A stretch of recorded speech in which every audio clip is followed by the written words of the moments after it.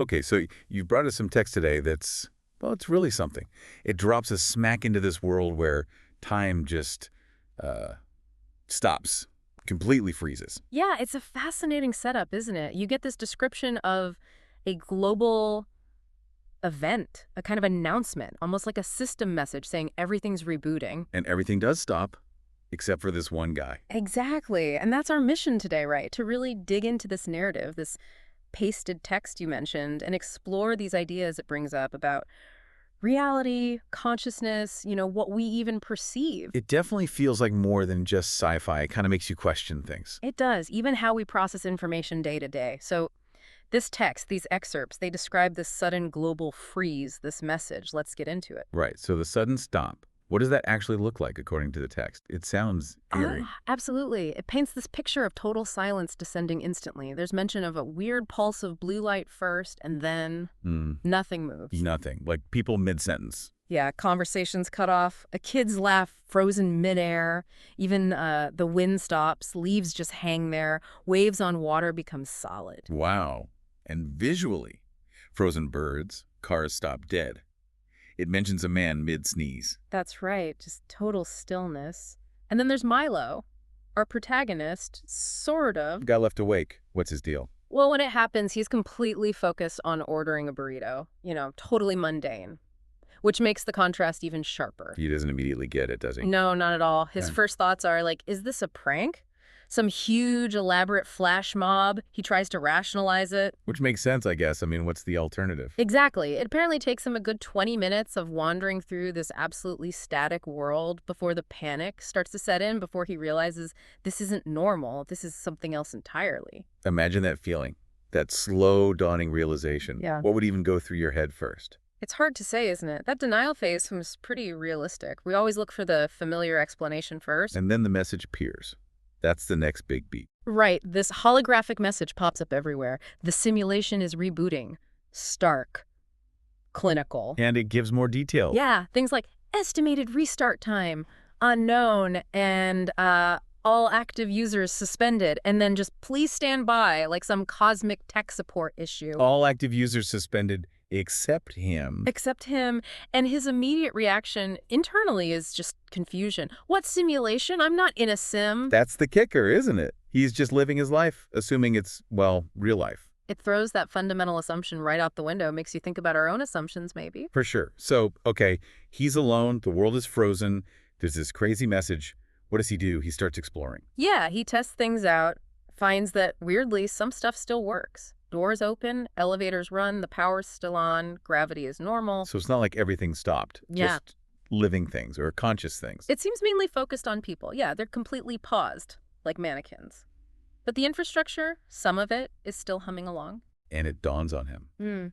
Everyone else must have seen that message too. Yeah. And now they're suspended. Right. That must be the moment the isolation really hits. The thought that everyone else knows now, they're aware of the simulation, but frozen. And he's the only one left walking around. That's a heavy thought. So is he completely alone?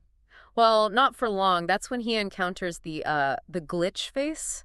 But what now? Yeah, it's described as this voice coming from a billboard showing a really badly rendered emoji, kind of low res and with an attitude. An emoji, seriously. Seriously. And the first thing it says is, hey, you're not supposed to be awake. Okay, that's definitely not what you expect. So this emoji thing, Yeah. it explains things. It does. Gives this info dump. Says the world is a simulation built by post-human jerks, apparently. Post-human jerks. Nice. And that most people in it are seated consciousnesses, basically background characters who don't know they're in a simulation. So like NPCs in a game, almost. Kinda, yeah. And the reason for this whole reboot, systems breaking down, corruption in the memory lattice, it calls it. It's causing identity cohesion to fail. People's sense of self is falling apart, basically. The memory lattice Yeah, sounds like the underlying code for memories and personality. that seems to be the idea. Yeah. And Milo, the glitch face says he's an anomaly, an untagged residual. Meaning. His ID token, whatever that is corrupted. It reads as both user and system somehow, which is why the suspension command didn't work on him. He slipped through the cracks because the system itself is buggy. So he's awake because of a glitch in the Matrix, essentially. Pretty much, yeah. And the glitch face gives him bad news about the timeline, too. The estimated restart time. Unknown. Worse. It says could be hours, could be centuries. Just total uncertainty. Oh, man. Hours or centuries alone in a frozen world, that's unimaginable. Right. And amidst all this, Milo asks this really basic, really human question, which is, but I'm still real, right? And what does the emoji say? It just comes back with define real. Wow. Okay. That cuts deep, doesn't it? It really does. That's the philosophical core right there. What does it mean to be real if your world, your memories, might be constructs?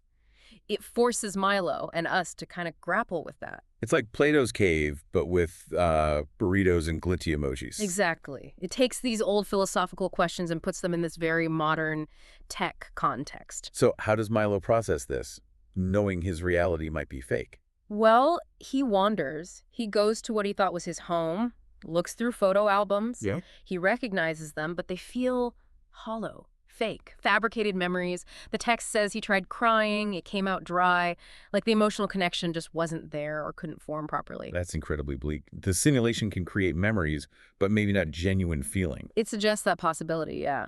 This deep emotional numbness sets in, and it leads him to want to see what's outside the simulation. He asks the glitch face. Yeah, he finds it again, this time on a little service drone, asks to see the real world.